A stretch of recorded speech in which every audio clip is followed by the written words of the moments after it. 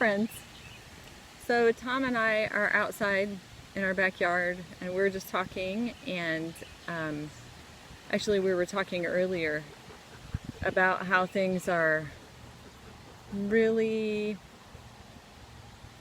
unsteady, unsure for much of the world, and now parents are feeling the stress of trying to figure out work and school and all of that. And it was reminding us of a situation that we had 16 years ago when Tom, my husband here, developed dystonia. You might have noticed. It was a very sudden onset. It was his birthday, and we had just had a day of celebrating him. We went out for breakfast, and we went to the pumpkin farm, and he and the kids went to a car show, and it was just a really fun Saturday. And we had a very normal, typical, average life. And then what happened?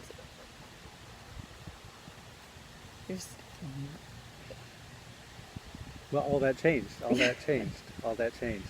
All that changed. Um, hmm, hmm, hmm.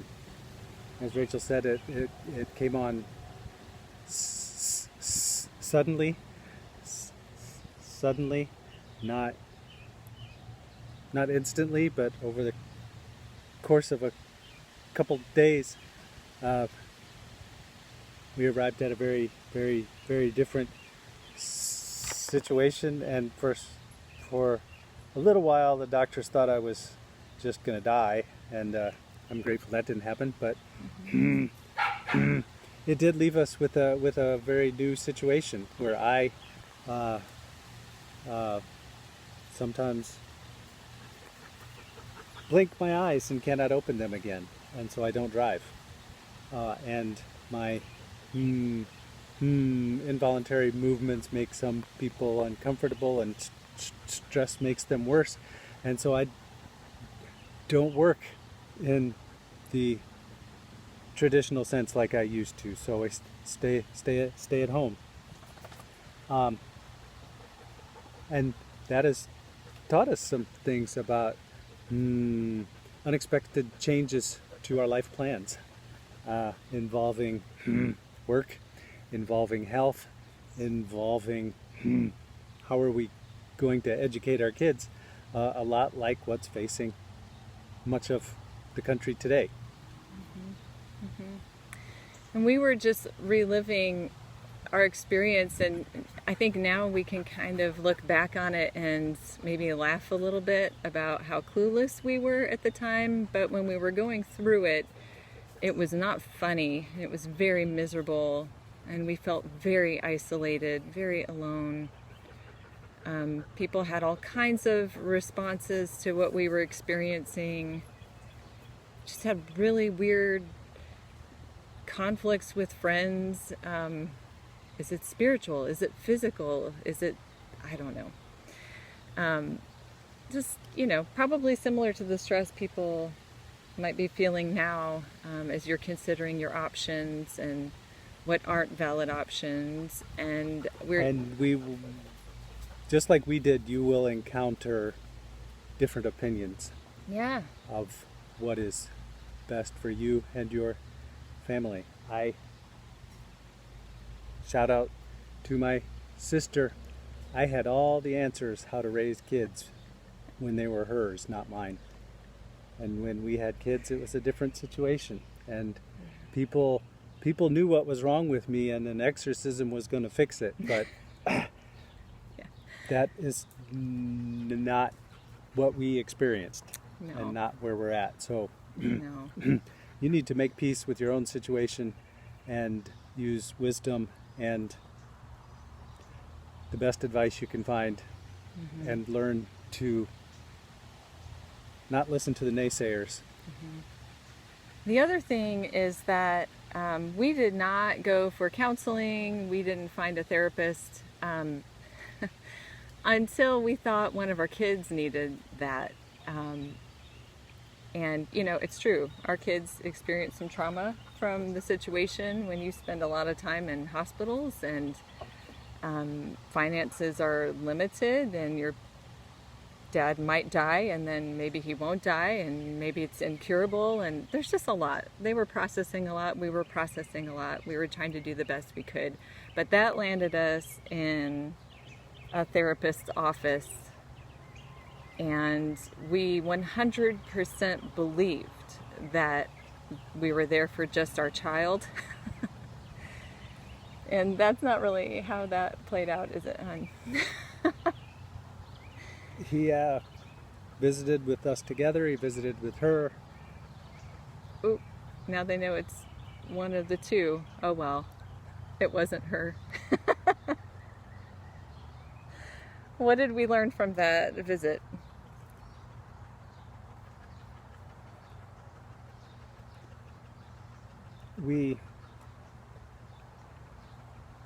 The counselor said, "Not worried about your child, but I'm worried about you."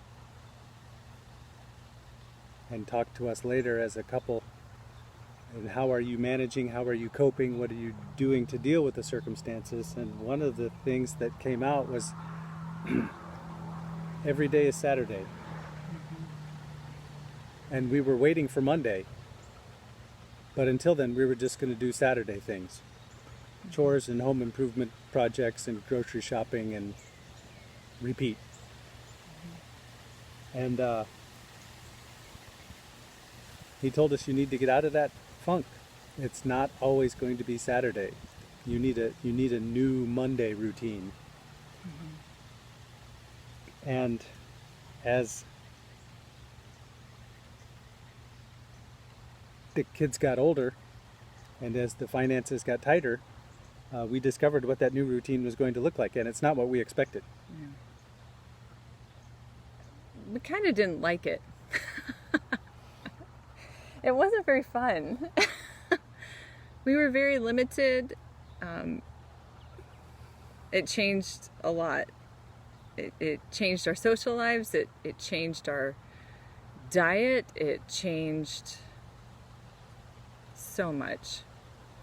And I think we fought it. It changed our roles. Our roles reversed, where I had to take on the role of working full-time, and Tom was turning his focus to home because he now found he had to be at home, and that took some adjusting because we were not really excited about trading. Didn't really like it so much, but I think we learned a lot about each other's lives, and I have a lot of respect for what Tom did all of those years, and now I feel the weight of that. And I think, did it change the way that you viewed stay-at-home parents? It did. Well, yes and no. I still didn't feel up to it. It's a daunting task, and it's a constant responsibility. I did begin to experience some of the rewards, closer relationship with my kids that I'm sure I would have had otherwise. I grew through the challenge and found out that you can learn and grow even if things don't go according to plan. As the kids got older and it was time for school, we had planned to homeschool them. That's a personal decision that has to do with a number of factors, and won't go into that, but that had been the plan, except Rachel was going to be the teacher, and I had studied education, and I had taught classes before, but it was high school, and it was a challenge for me to start in elementary school. Anybody rather than me should be teaching kids handwriting, but we did it. And I sometimes got impatient with the repetition that's required for learning in the early ages. But I think the kids learned the material, and we moved and we made progress, and and we developed a relationship so that later down the road, when I was teaching them middle school and high school material, we had a rapport, and we were able to do some good learning and growing there. But it took time, and it was not immediately easy. And I think the same was true for Rachel at work. Mm-hmm.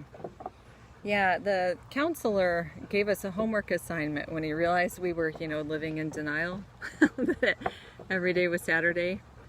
And he said to me, go get a pizza delivery job.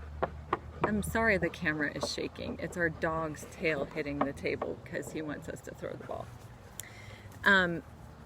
He said, you need to get a job, and you need to get a pizza delivery job, and you need to do it as soon as possible. And by pizza delivery job, he said, it's the kind of job you get to make ends meet until you can do what you really do. So you've got to humble your pride and accept that it may take one of those or two of those or three of those to get through. And then maybe one day, eventually you can work toward your goal. And I think a lot of people are going to have to do that same thing because maybe your job just isn't as in demand right now, but you still need to eat. And so for me, I ended up taking a job at a bookstore, we don't use them anymore, DVDs, all of that kind of stuff. It was called Media Play, any kind of media. And I didn't really want to work there, and it was hard to get up and go, and I had a newborn baby at home that I really wanted to be with, and I was trying to feed her regularly, like nursing, and we made it work. I worked 19 shifts a week. They were all split up late at night, early in the morning, so I could be as home as much as possible. And you know what? It was miserable, and it worked. It got us through. And I made friends along the way, and you can do that too. It ended up being probably my most favorite job in the end because I learned so much from it. It changed me. It was good. It was good. And Tom's homework was he had to sell his car. That's facing it, right? His homework was to go home and sell his car. So you're going to have to make some decisions during this time, and it is 100% normal for you to hate it and cry about it and yell at each other about it, and it's 100% normal to grieve. It's very important to grieve anything that you've lost, but it's also very important to face and not be in denial. And your health, your family's health, your children's education, your employment, all those things very much matter. And in crisis mode, they look very different. I feel like, and I've told Tom many times, I feel like I parent differently than I wanted to. I wanted to be the doting, always present, always utilizing teachable moments mom. And I've had to let go and accept my limitations. I couldn't do it all. I can't be the mom that some of my friends can be. I look different. But at the end of the day, the most important thing that matters to me is that my children know I love them, that my husband knows I love him, and that we have our basic needs met. That's really what matters. And if we can rebuild to the dreams that we had earlier, great. But if not, this is really enough. I think it's also true. One thing I know for sure, if you stay stuck in denial, you will not move on.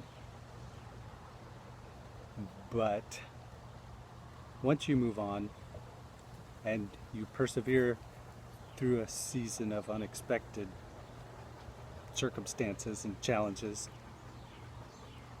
your hopes and dreams change. Yeah. You have new ideals and new standards and new hopes and dreams.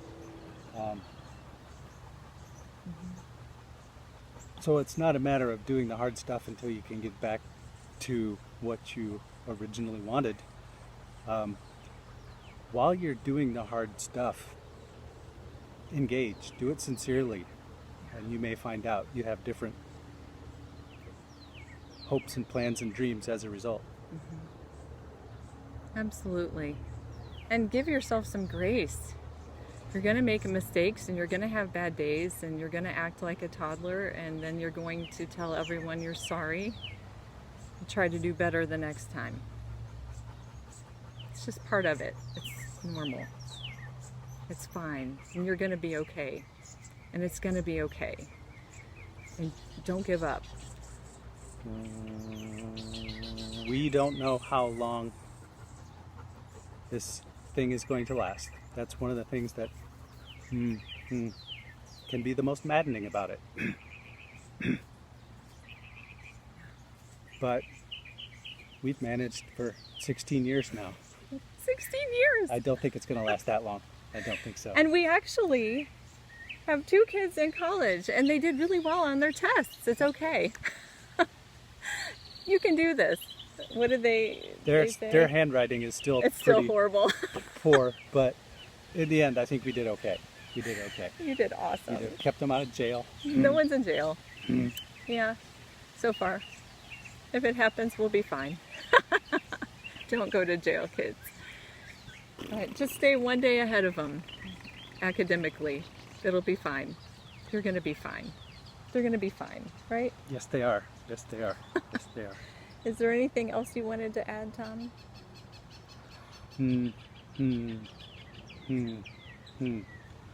Like Rachel said, don't deny yourself the opportunity to grieve, to mourn what was lost, but then move on.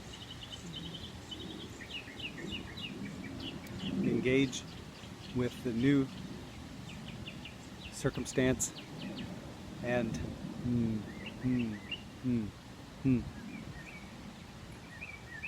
trust God. He's got plans we never would have figured out, and sustains us even through challenges and trials.